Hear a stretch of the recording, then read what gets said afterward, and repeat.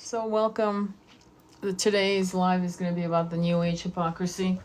You know I've been talking about this for a while, but it must be talked about again. I am actually going to put her name out because she's such a sweet soul and she's hurting.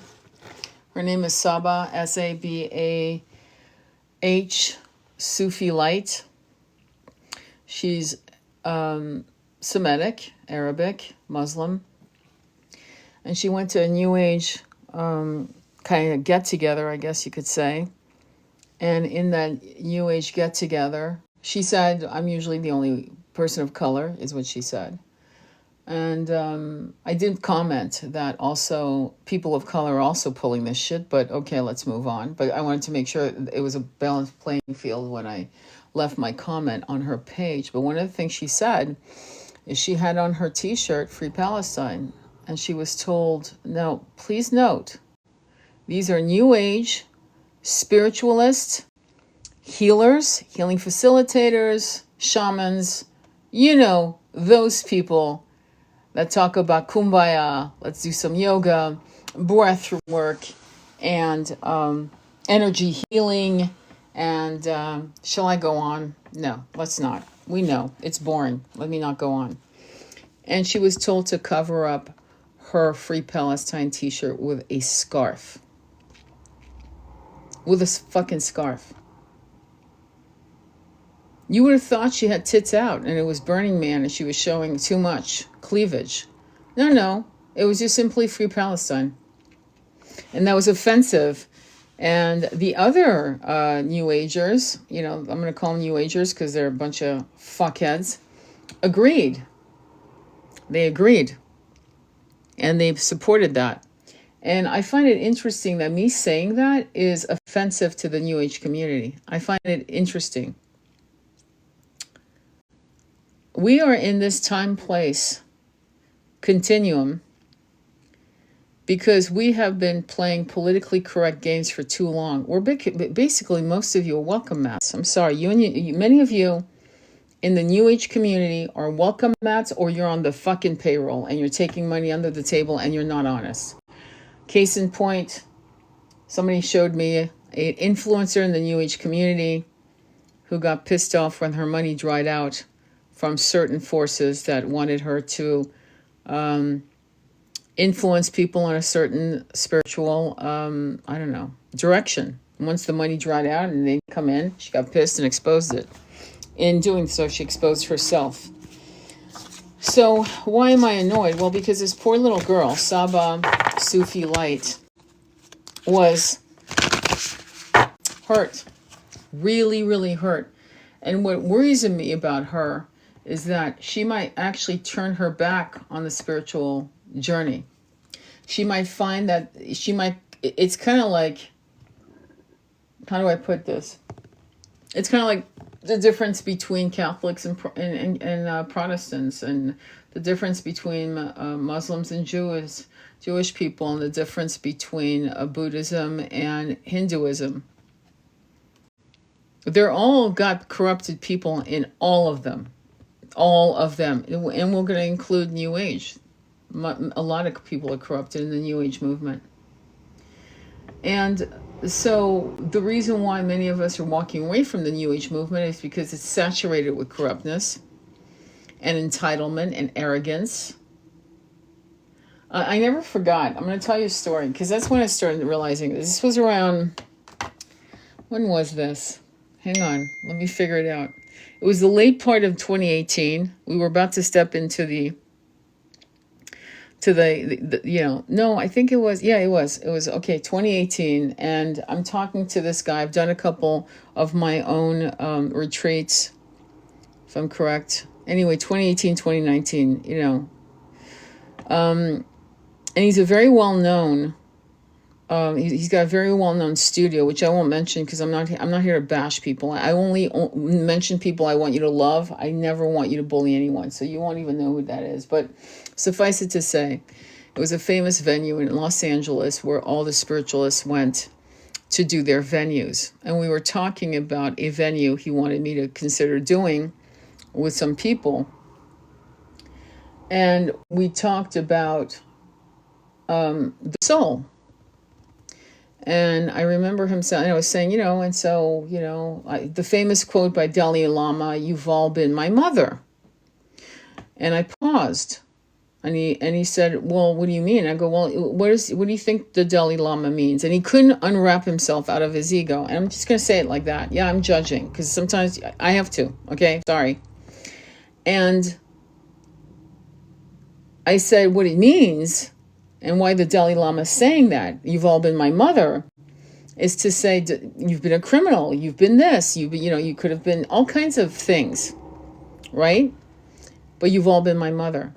Very similar to Yeshua's teachings of love your enemy, of do not judge. Yeah, I said that. I did say I judge, because right now I'm not going to be a hypocrite and tell you that I'm not in a judgmental position right now. I'm actually judging a human being to give you contrasts of information.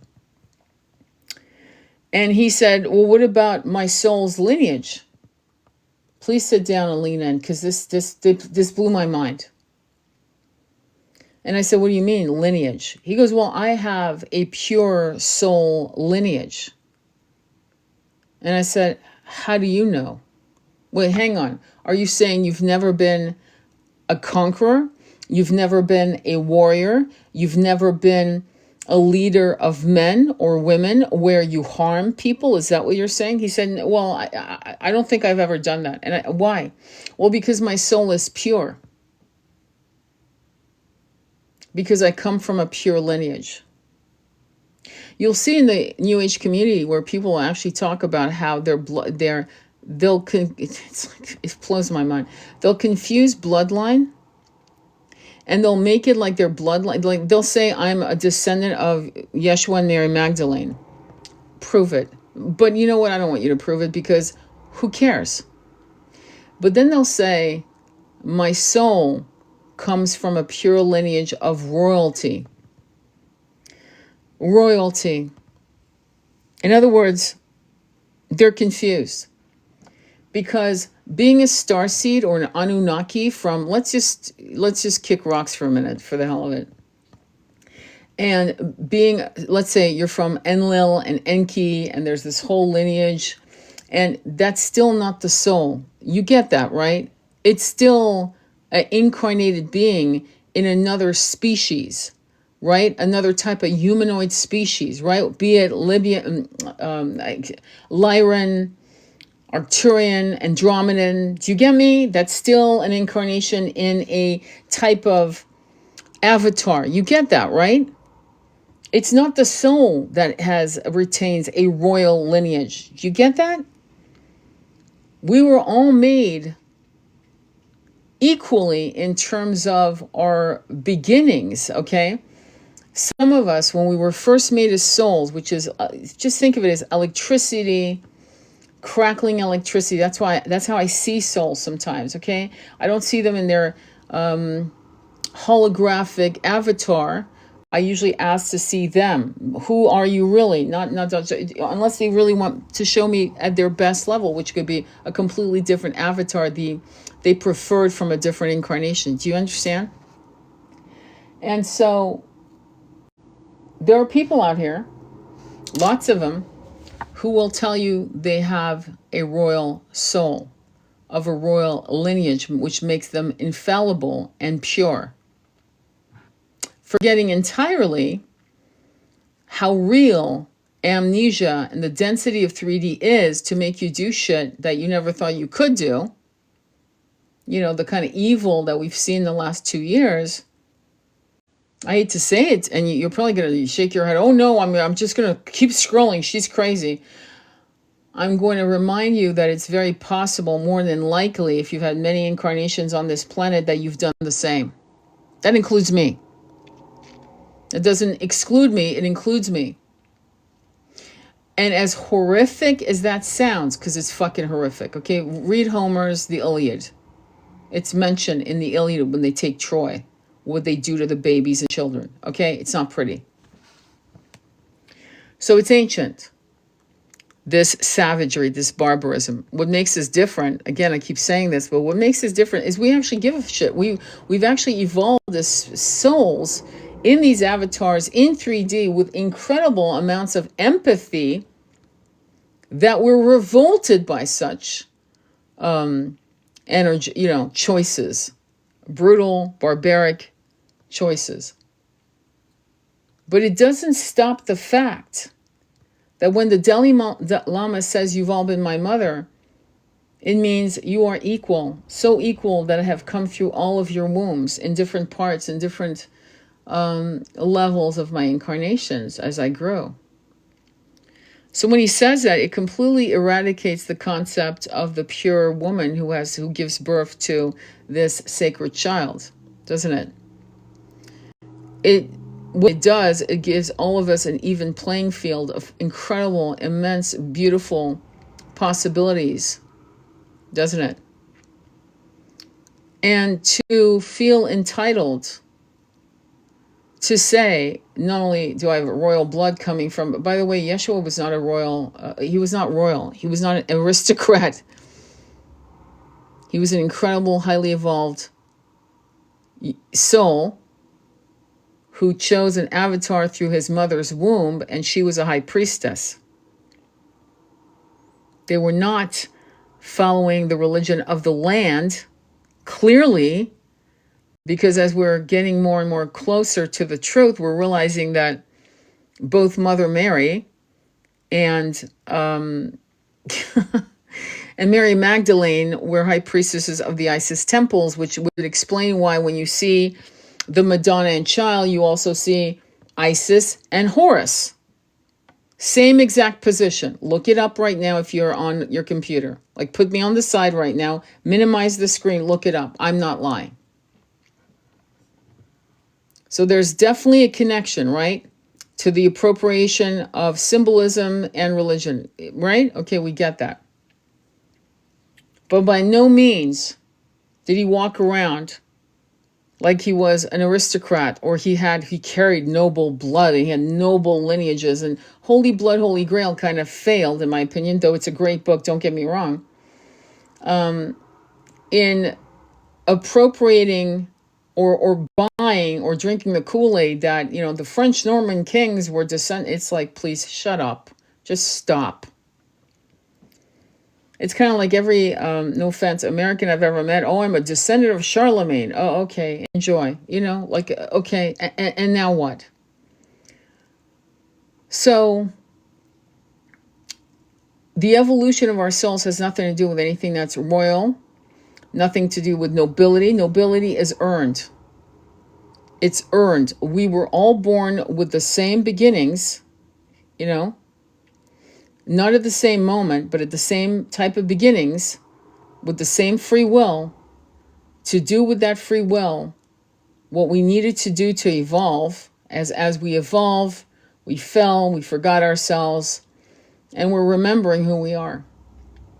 The New Age community has brought a certain level of understanding. It was tied, and I remember this very well because I remember how it was connected to the Rosicrucian teachings, by the way, just so you know, and how that fell away towards the end of the 70s in terms of a massive influence, but it continued, I'm sure, into the mid-80s, and then, boom, it was gone.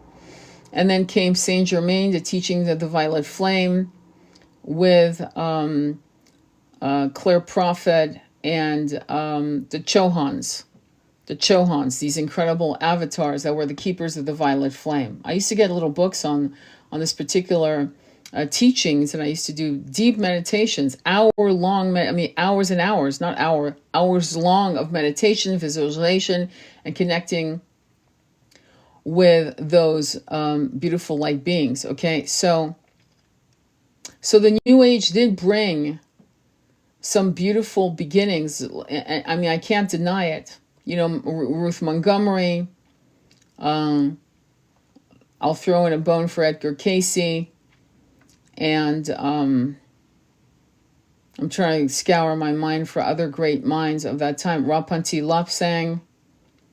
Things, people like that. There are so many other people. There's a huge list of people who were building the New Age philosophy from its beginnings. And then we went off the fucking rails. I mean, literally, we're off the tracks. And others appropriated so much, and they learn how to hustle people. This is being done with the twin flame community, where people who have no business coaching or whatever are fucking arming people. And case in point, twin flame universe. You know, they tell you who your twin flame is. It's like insane. So that's what's happening on that end. But you have to kind of realize that if you're not recognizing yourself as a royal lineage and a royal, like, beginnings, right? Like this guy did, you're probably fucking healthy, spiritually speaking. You're probably in your power and in your truth. And you know that you don't need to add little gold medals around your neck to self-aggrandize yourself to the world. You don't need to do that. Do you understand? You know who you are. Or at least you know half of who you are, and you're trying to claim the rest of you, right? Rest of who you are. You'll feel uncomfortable. Once you know your real power, you'll feel uncomfortable telling people publicly. Do you know why? Because you'll feel very private about it, and you'll feel humbled by it. You'll feel, do you understand what I'm saying? Like, let's say you knew that you were part of the Lilith movement back, I don't know, 500,000 years ago. I'm going to make it up. And then you were a part of the movement, or if you knew that you were an Andromedan that came here back when the pyramids weren't even in existence yet, and that you were, and to be truth be told, people who actually know this or remember this, or through hypnotherapy or what have you, or through an Akashic reading or whatever, right? They're not out to fucking yell it to the world. It's something so mind-blowing and so precious to them that they're not going to talk about it. In fact, they might have, it may take them 3 to 4 years, even longer, to literally say, oh yeah, okay, I accept this truth, but now, okay, so now, but how do I catch up to who I was?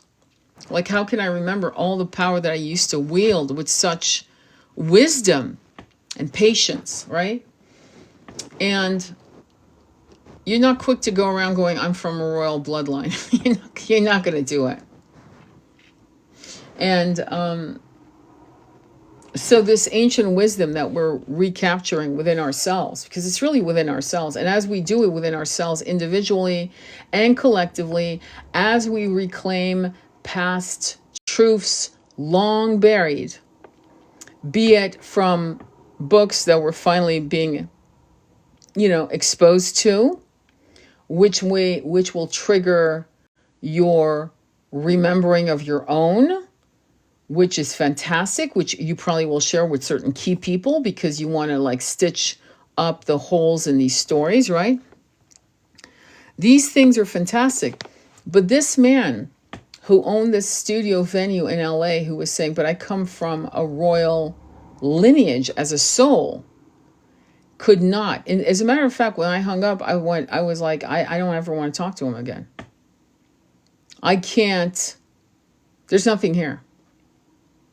And understand, this was a venue, not me inviting him over for dinner, not me dating him, not me. Do you understand? But to me, it was enough. I was like, I can't work or even be around someone who is that fucking arrogant,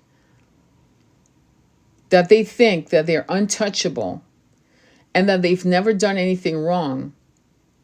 Again, let's understand, in 3D. In 3D, with the violence that this planet has endured for thousands of years. Thousands and thousands of years. I'm untouchable. I've never done anything wrong. I walk on water. Well, dude, if you would walk on water, you wouldn't be here. You and I wouldn't be talking about your little venue in LA. So my point to you, why am I so crass and so hard? Because those are the people influencing people who are going through the awakening.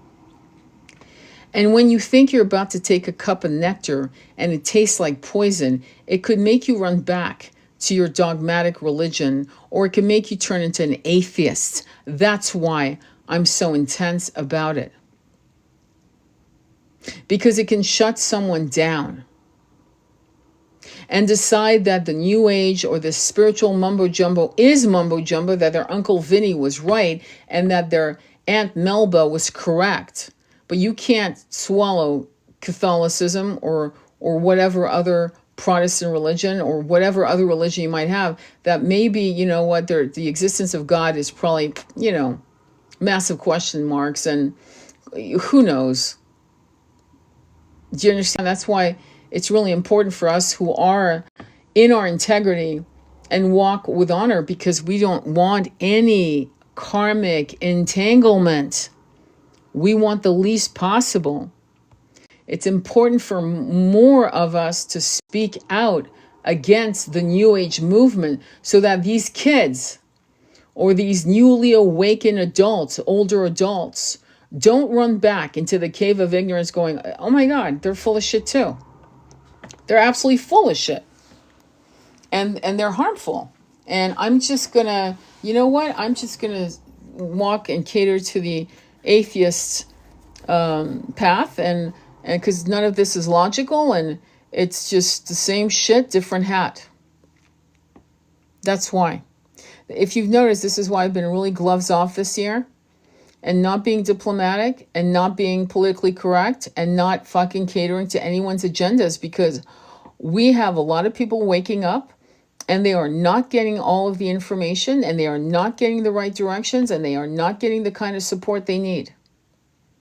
And the support they need needs to be objective, humble, gloves off in terms of, you know, truth, but also gentle and arrogance, entitlement, royal families, royal this, royal that. It's off the table. And also not having a moral spiritual compass, which means you see a person wearing the Free Palestine t-shirt and you tell them to cover up as a spiritual, you know, healer, influencer, content creator, or whatever, coach. To tell so, because it'll make other people uncomfortable. I'm sorry, what? What?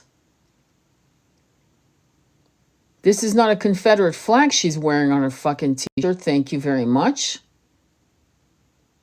Okay? This symbol is about everyone has the right to eat and to have shelter and to have access to clean water. Everyone on the planet. This is more of a symbol. Free Palestine, free Sudan, free Congo, free America, free Europe, the UK, free Europe, free Australia. Everyone has to have the right to water. Which apparently the CEO of Nestle thought it was perfectly fine to say, no, water is not a human right. Knowing that after 7 days of not drinking water, you're not going to be living and breathing anymore. You'll be, they'll be trying to figure out, you know, how to cremate your remains. Okay? So water is definitely a human right. Clean water. And shelter is a human right. And if they left us the fuck alone in these societies, right, where you could like, oh, state land or whatever. Hey, let me build a cabin. Let me live here. Leave me the fuck alone. I'm good. I've got water. I can purify my water myself. I have a system. And, well, it's not up to code. Well, it's up to code to me because, you know, went through 3 winters and everything's fine. You see what I'm saying? Shelter.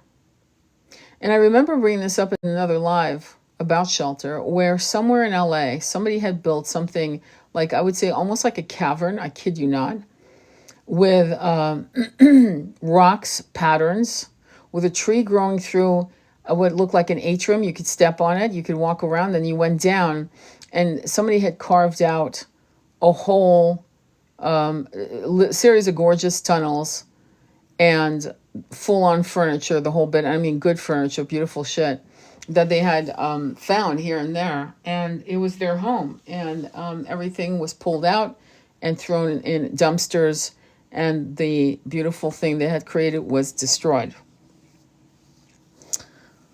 So it's not that people can't be ingenious and build themselves shelter. It's that once they're found, those shelters are destroyed. So there's a level of tragedy in that right there, in my humble opinion. Whoever is, hang on for a quick second, let me read the beginning, Mama Yeti. Because you said, whoever is guarding Mary Magdalene's bones aren't sharing this knowledge. Some things are guarded. Thank you, Mama Yeti, for saying that. A lot of things are guarded. A lot of things are guarded. When the Knights Templars, trust me, realized that Friday the 13th was going to happen to them, at least I'm sure of it because they were very smart. I know that at least one of them took some of their holy relics they had brought back from the Holy Land and buried them. God knows where. Maybe the Cathars knew where, and then they were slaughtered by the Pope. So, yeah, some amazing shit went down between the 12th, I would say, 10th century to the 13th century. Well, they call it the Dark Ages for a reason, but you know what I'm saying. So the New Age community needs to start calling people out that are not human rights advocates. Sorry, I can't talk.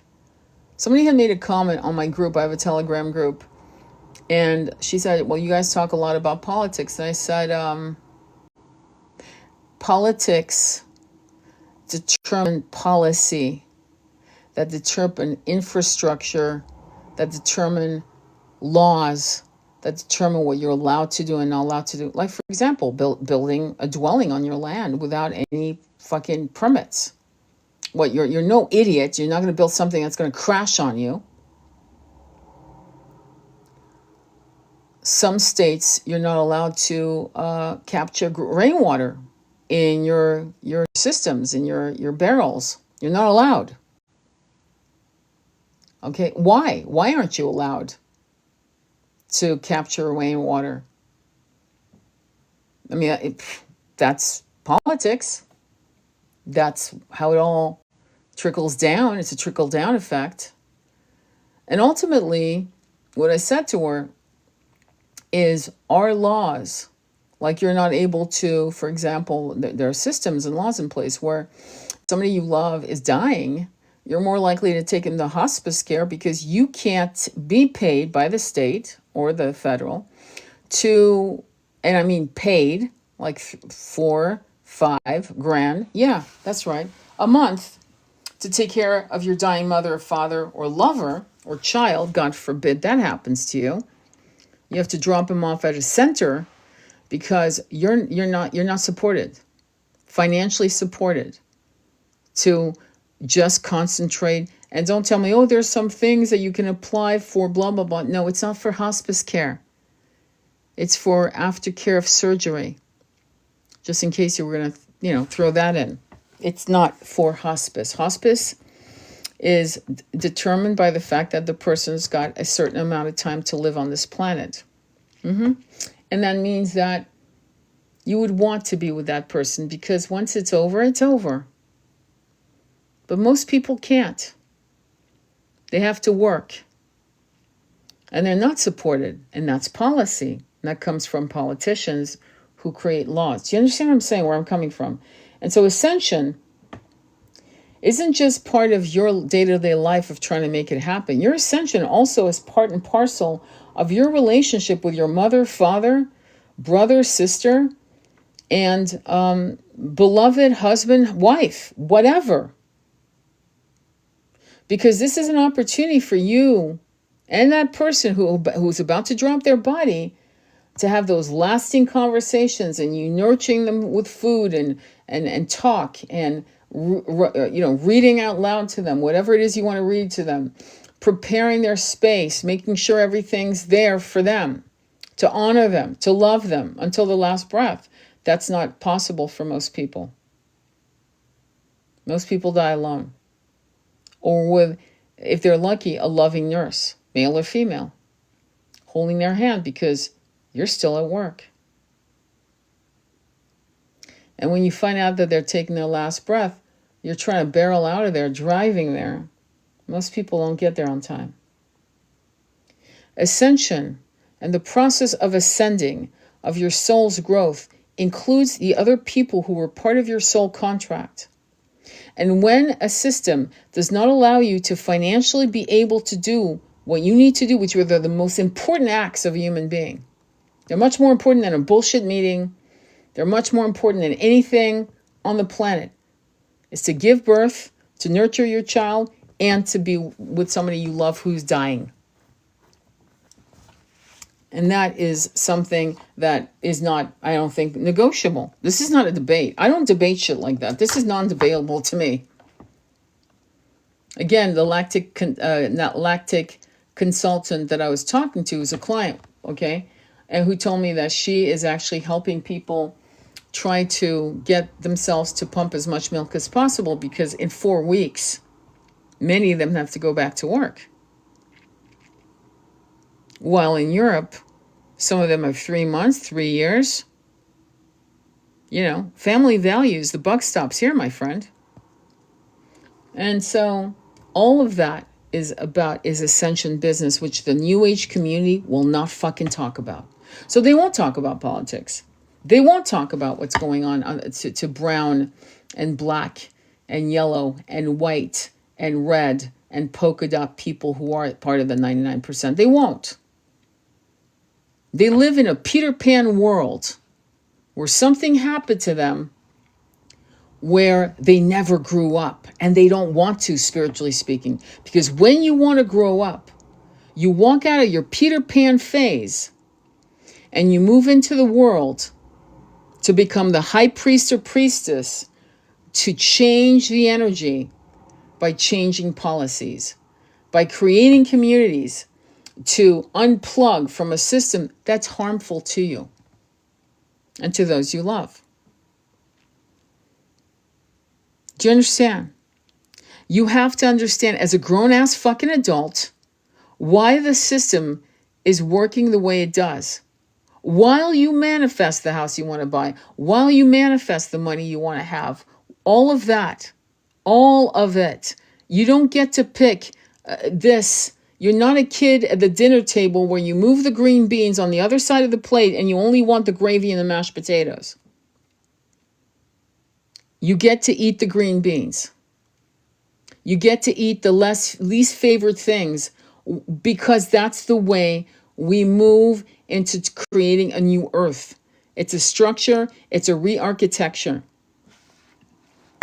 It's Ubuntu. It's a balanced view of the world. So we have to understand why and how it works this way, so we can actually manifest, co-create through all kinds of ways the new earth. I don't understand why the New Age community refuses to come out of their Peter Pan phase. But that's where we're at.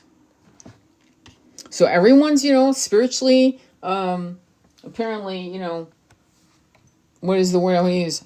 You have a blue bloodline. Your soul is pure magic in terms of you are a royal lineage soul. So when God made you, source or whatever, however your soul was made, you were better than every other soul that came through. Now, if you read Destiny of Souls by Michael Newton about criminals, about people who fall into the acts of the barbaric nature that they've decided, and again, free will, they've decided to embrace, the frequency is so bad that it's not a match to soul tribe. And these souls, to give you an idea, are separated from the soul tribes. It's like, oh shit, Bob really went, oh yes, Bob became a serial, you know what? What the fuck, Bob did? Yeah, Bob's been, he's being healed. We won't be seeing Bob for a while because Bob's no longer a frequency match. He fucked up. And apparently he fucked up many incarnations. Do you get, that's how it works. Denial and the Peter Pan method of many of these New Age creators right? It's almost like, are you okay? Are you 12? You're still sucking your thumb on spirituality? That this is what is happening to human beings that is unjust is a spiritual dilemma for all of us. And many of you who have gone through ascension symptoms, one of the ascension symptoms, as your third eye opens, your kundalini awakens on multiple levels. There's multiple stage of that, by the way. It doesn't just happen overnight. If it did, you'd lose your fucking mind, because remember, you are an avatar body with a 3D brain. So spoon feeding is a must. And your light team and the universe understands this system probably better than we do. That's for damn sure. And say they know what you can take. Some people like me can take more than other people. And that should be obvious too. There's certain people that can't digest the wideness, the huge levels of knowledge that's available to absorb. And still there's more to learn. There's always more to learn. Some people can't take it. So to grow as a spiritual being is to realize that we are like sequoia trees. And sequoia trees, if you don't know, all share one root system. They communicate through the root system. Their nutrition, water, is shared by one root system. That's us. And some sequoia trees are 200 feet and some are like just starting out. They're 20 foot. They're 6 foot. Doesn't make them less viable in this beautiful web. But what it does do is show us that we need to really take this truth in a way that makes us realize that when our brothers and sisters 7,000-10,000 miles away are suffering, egregiously suffering, you will feel the impact physically, mentally, emotionally, spiritually, and you will think it's everything else but that. That's the irony that, people talk about. They'll say, oh, the Schumann resonance is doing this. Why is the Schumann resonance doing this and that? You don't think planet Earth feels the howling and grieving of hundreds or thousands or hundreds of thousands of human beings? You don't think the Schumann resonance is going to be impacted by it? Of course it is. And that means so are you. So everything that impacts your day-to-day is a spiritual frequency in some respect. And to blind yourself from, parts of it because you feel like, oh, it's going to lower my frequency. Well, if you're that weak, it's kind of like this born again Christian who told me, oh my God, don't tell me about Mary Magdalene not being a whore because that will destroy my belief. Wait, hang on. What? Her not being a hooker will make you what? I'm sorry, you're going to totally not believe in your religion anymore because she was never, and they all knew, they've known for 500-600 years that it was a lie. So to absorb 360 degrees of our reality is a must for the ascension. And shadows and shadow work is really looking at what you could have done and what you remember, what you may have done that you regret in this life, past lives, and so forth. But it's also, the shadows, in my opinion, are people who refuse to see. Refuse. Because they literally think that to see the entire scope of what has harmed us for hundreds of years, the system in fact, this is why I'm constantly bringing up very, very famous movies that illustrated that, from Rob Roy with Liam Neeson to Mel Gibson's Braveheart. Systems that fucked with people's ability to just grow their crops, take a wife, have kids, and absolutely live in peace and simplicity. But God, it couldn't happen because there were other forces that were filled with avarice and jealousy and, and evil and lust. I'm not kidding. Watch Braveheart 100% with these new transcendental eyes. Watch it again. And you'll go, what the fuck? Why? Why couldn't we live in peace? How much land do you fucking need? Why couldn't we live with the Native Americans when our forefathers came here to settle? Why not?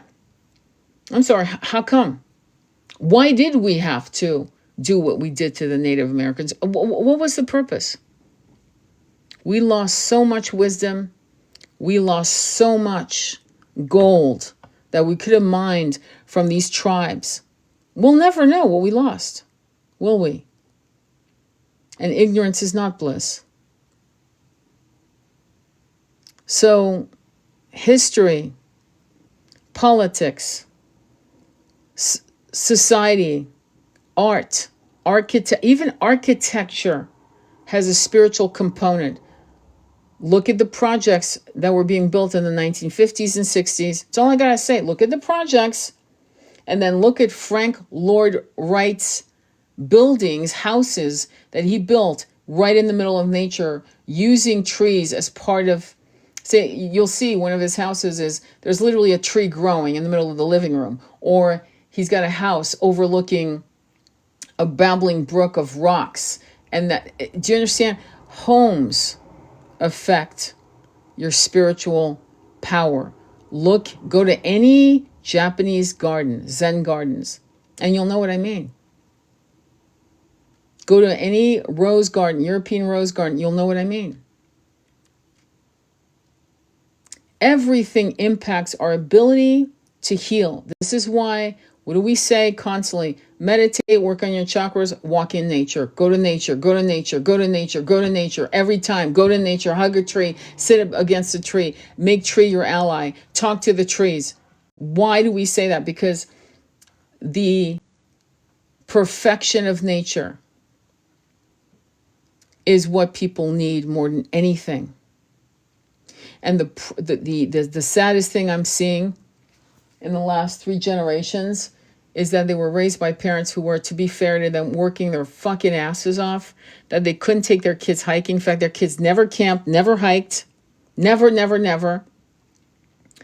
And they were prohibited from the lack of knowledge that to heal, if you need to heal, kid, if you need to yell and scream and rage and cry and go to nature. Walk in the woods. Walk naked in the woods. Walk barefoot in the woods. Whatever you need to do, but walk in the woods. All of this has impacted who we are. The lack of that, or the understanding of it, and how we seek our healing. And that's why architecture in nature, in balance with nature, with lots of windows and lots of skylights, I mean, you know what I'm saying, is going to be better for human beings' spiritual awakening than living in the projects.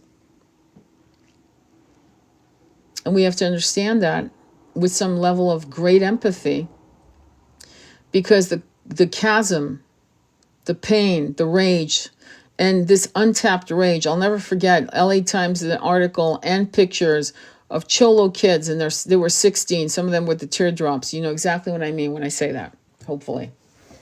And they were brought on the weekend, just for a weekend, with Tibetan monks.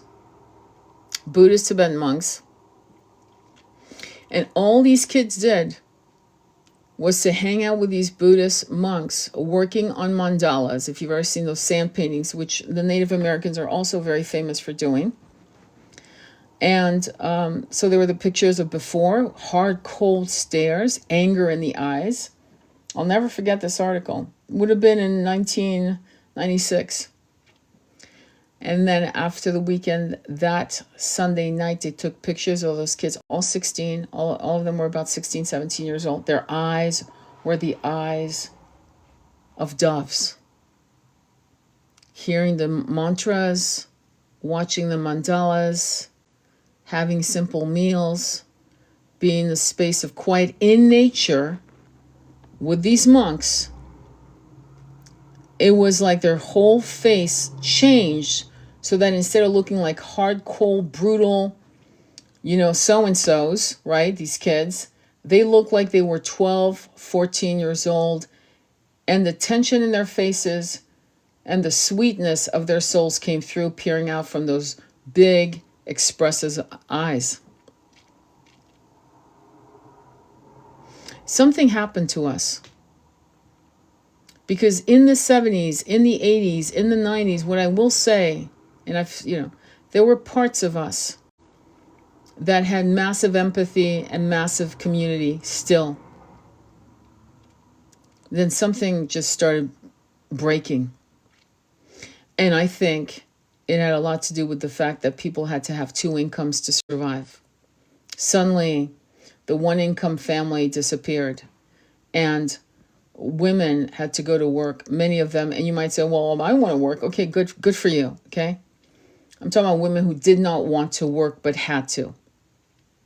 And divorce rates skyrocketed. And you can say, well, because, now they have the free. Yeah, I understand that.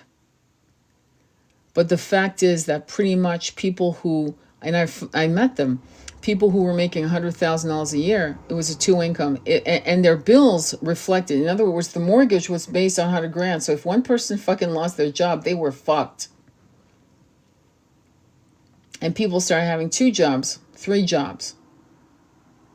And more as we climbed into 2000, 2005, 2010, we walked from 2 jobs to 3.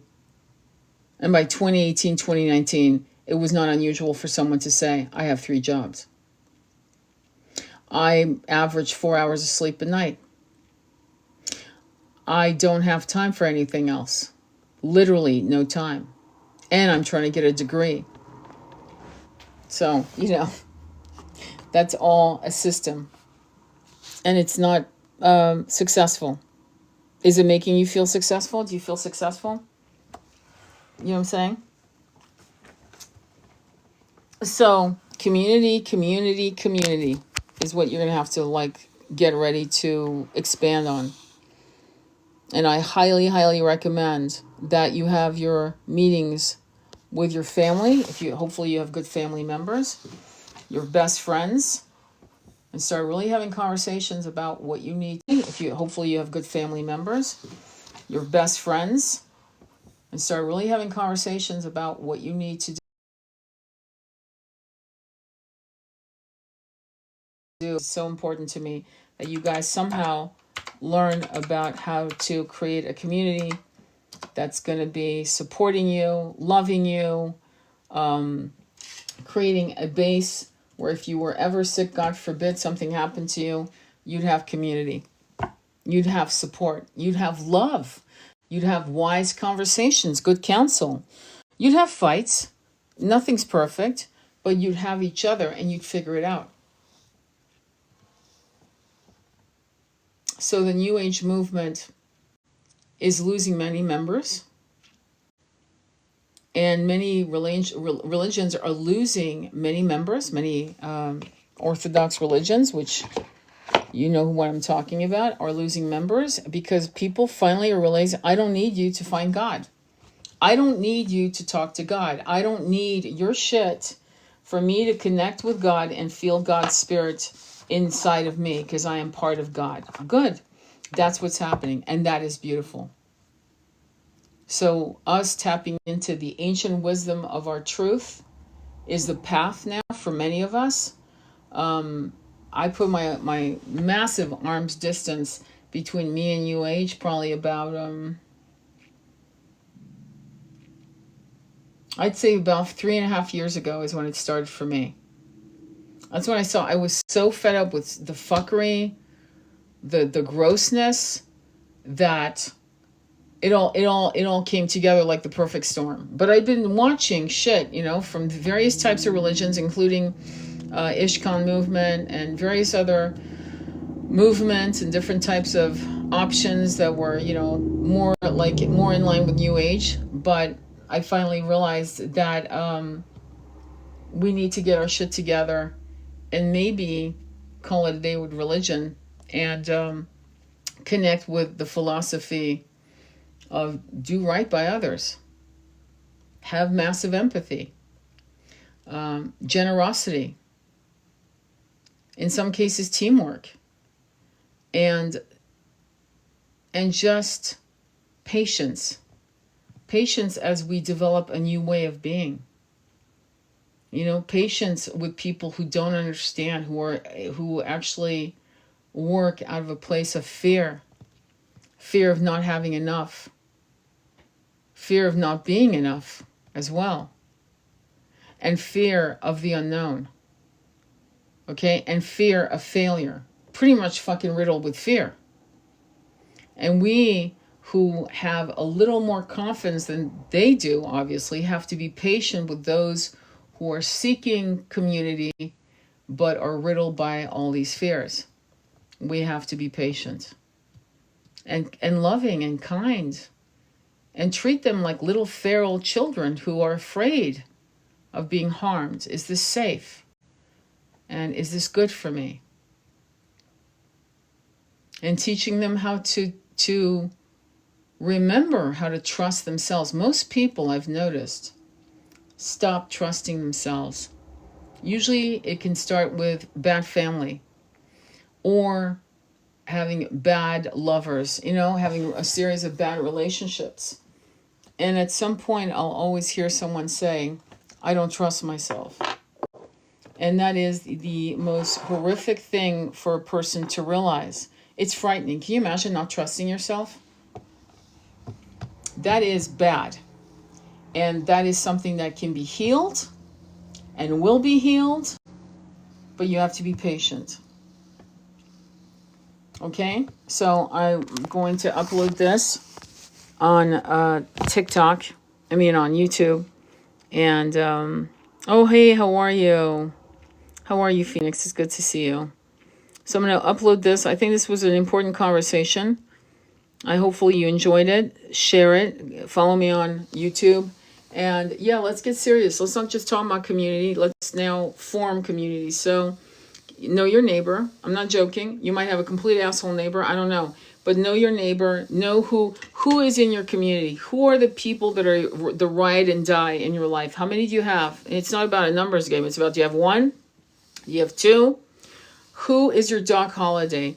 Who is your Doc Holiday? Who will tell you when you look like shit in that dress or suit, and who will tell you how fabulous you are and how wonderful you look? In other words, always telling you the truth, even though, right? You need people who are not going to be the emperor's new clothes. By the way, you should read that story if you don't really know it. It's on my YouTube channel. It's called The Emperor's New Clothes. And if you have children, I would highly recommend you listen to it. I read it verbatim from the book. And then we have a discussion.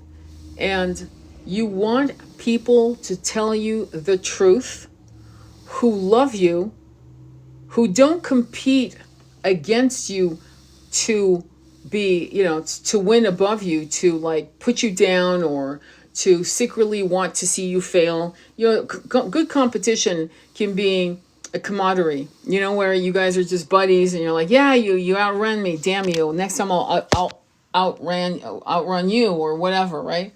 But you want that kind of push, but you don't want someone who actually competes in a Machiavellian way to make sure that you are going to fail. So for you to understand how that looks, in case you don't, I would highly recommend you watch Othello, the movie Othello with Kenneth Branagh. I forgot the guy's name, but anyway, Kenneth Branagh. Watch that version because that's an easy one to understand. Why? Because in it, Othello does not have a Doc Holiday. What he has is a Machiavellian fuck in Iago who basically wants him to think that his wife is cheating on him. Okay? And it works. So be careful by being influenced by assholes. At least know what it feels like when you're being influenced to your own demise. And I've noticed most people don't know that. They don't know how it feels. They don't know what to look for. They have no fucking clue.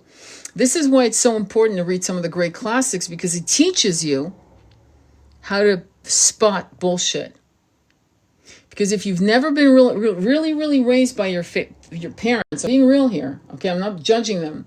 Because your parents were, or you were single, your mom, you were raised by a single mom who was working her ass off trying to keep it together, or whatever the fuck your situation was, then your books need to be your teachers. And in those books, you will find philosophy and streetwise concepts, which is very much in the book Othello, or in this case, the movie, you'll realize, oh shit, okay, well, you'll be able to recognize it, and you will not gaslight yourself thinking that you're being paranoid. And by the way, better paranoid and apologize later than you fucking yourself up and you getting harmed, in my opinion. That's just my 2 cents here. But yeah, so Othello, Braveheart, Rob Roy, 3 classics, and you'll understand how to navigate. And if you don't, as a man, in particular as a man, if you don't have a Doc Holliday, then you better go find yourself one. And a Doc Holliday would be a man who tells you the truth, yes, but who's spiritually fucking mature. He's not some Peter Pan. He's not some fucking player. He's not self-destructive. He's like all about, family, friendship, loyalty, honor, integrity. Okay? Women are more likely to get a Doc Holliday than a man. I would watch the movie Tombstone. If you have no idea what I'm talking about, watch Tombstone. And you need to have somebody by your side who you guys flow so well with each other and you trust each other implicitly. Be it $10,000 in cash, be it your child, if you get my drift, be it your man or woman, if you get my drift. You need that. And if you don't have it, then that's a sign. I'm telling you that you need to go out, spiritually speaking, claim it, ask the universe to bring you that person into your life so you have someone like that. If you don't have it, you're fucked, period. You are fucked. Okay? And if you want to read The Emperor's New Clothes, read it on your own, because that is the perfect example of what happens when you don't have a Doc Holliday. Okay? I mean, it's perfect. Tombstone is one of the great movies about a masculine friendship, and you can turn it into a feminine friendship, because women, Mean Girls, that's all I got to say on that. Mean Girls is a perfect example of women who will fuck you up as a woman. How many times have we heard women being lured into situations and to lose their life? One African American woman, very young, I think she was 25 or 20, something like that, like she was a baby, lured by these fucking crazy jealous bitches in a supposed friendship vacation, and she never came back home. She lost her life because of these crazy assholes. So this whole thing of women stick together, no. I wish they did. I wish in the 21st century we had high priestess and goddesses that were badasses. We have a lot of them, but we still don't have enough of them. The worst thing you can need as a woman, especially a young woman, is to want to be part of the clan, the group. The one thing a young woman needs to really understand, and a young man, best to never belong. Don't fucking want to belong. Don't be at the cool table. Fuck that cool table. Do you understand? Don't bend yourself to become something that is acceptable by a mob of idiots. Jealous, petty idiots. Don't do it. Teach your children, teach yourself to embrace being a lone wolf until you find your Doc Holliday, until you find each other. Okay? Because the problem with our society and what we promote without being fully aware of it is this concept of being popular, being accepted, being liked, being looked up. To be honest, and this is, again, and I'm going to say it, I'm not liked by 50% of the people that hear me. I'm not liked by some of my content. That is a flex. I'm not supposed to be likable for everyone. That's the whole point. This is when you know you've made it. When not everyone likes you. Not because you're cruel, but because you tell truth they're not ready for and they resent you for it, so they don't like you. Perfect. Apparently I'm doing the right thing. Do you understand? Be aware that not being liked quite often is a fucking protection and a sign that you're walking in your power. Because to be an overgiver, which I am, is one thing. But to kiss people's ass to be liked, that's a whole different thing. I love overgiving. It's my joy to overgive to people I love. But I will never kiss ass. There's a difference. Be that person. Be independent. Love your independence. Be an Amazon. Be a warrior. Be who you need to be. Until the right people are attracted to your light, who adore your power, because finally, oh my God, I'm always being told I'm too much. Oh, me too. Oh, fucking let's be too much together. And you'll have the most incredible, wild conversations, a roller coaster of thoughts about society, about spirituality, about love and the nature of love, and about karma and souls and why they incarnate. Why did we come here? Why did we meet each other? Books to be read, books that were loved. Why were they loved? In other words, intelligent conversations. And you're better off being alone for a while until those types of beautiful souls that are as passionate as you, or have a different type of light, but it's a light that really calms you or really expands you. Wait for good things to come. Attract it. Claim it. Be ready for it. But don't settle for idiots. Do not consent to be surrounded by mediocre minds that want to dim your light, piss on you to make themselves feel like they're above you. Don't do that. Okay? All right, my loves. I will upload this on YouTube. Sending you much love on your journey. And just know that with every step you take, you shed the old pieces of you that you never felt were good enough, and you come into the cloak and the magnificent of the brightness that you were given when you were first made as a spirit soul. Sending you much love on your journey. Namaste.